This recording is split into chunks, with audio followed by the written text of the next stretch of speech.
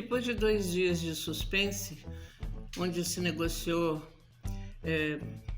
a portas fechadas um texto básico na 28ª Conferência sobre Mudanças Climáticas em Dubai, o texto, o rascunho, digamos, desse texto foi entregue ontem e causou, como já era de se esperar, decepção profunda. Aliás, mais do que se esperava, porque enquanto se discutia se a questão era dizer eliminar progressivamente ou reduzir progressivamente o uso dos combustíveis fósseis, a extração e o uso dos combustíveis fósseis, até essa menção a combustíveis fósseis desapareceu do texto e no máximo se fala de reduzir as emissões novamente, como era antigamente, antes que se discutisse a realidade muito clara e física de que as emissões de gás de efeito estufa são fundamentalmente consequência do uso dos combustíveis fósseis. É claro que esse texto de rascunho de proposta causou muita decepção e, mais do que decepção, indignação, principalmente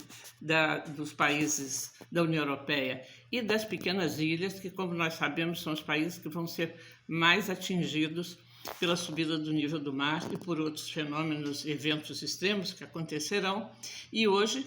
apesar da intenção inicial do presidente da COP de terminar as negociações às 11 horas da manhã, elas certamente vão se estender até a noite, se é que não, vão virar a madrugada, como às vezes acontece nessas grandes reuniões de meio ambiente. De qualquer forma, as dificuldades em chegar a um acordo talvez estejam apontando para outra coisa também, sobre o esgotamento desse tipo de conferência e de convenções internacionais de meio ambiente que requerem o consenso